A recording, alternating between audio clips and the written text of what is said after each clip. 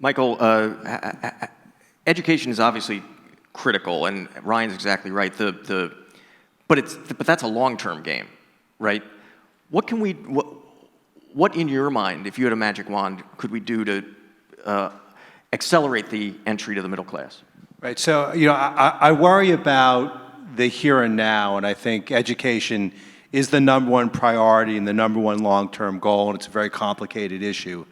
And these two folks probably know a lot more about it than I do. I worry about the vitality of the city, and I worry about violence. I worry about services. I worry about the leadership that we've had recently.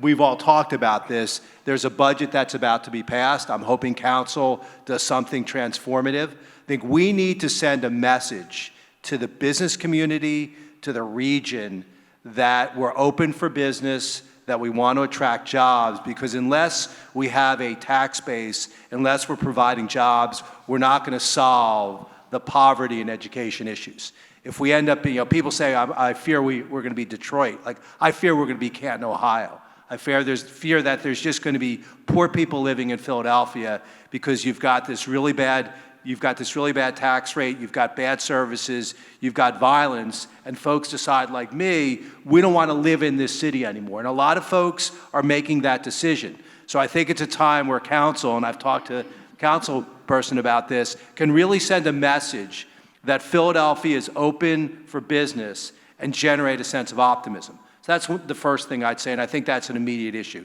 The second thing is we live in a city where more than 25% of the people live below the poverty line.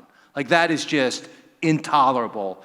And where 50% of the folks in Philadelphia are people of color, but fewer than 5% of the businesses are owned by black and brown business people. That is also an issue. So I think it's really important that we figure out ways to facilitate the flow of capital to black and brown businesses and make it easier to do business in Philadelphia. The Burt tax affects small businesses more than it affects large businesses.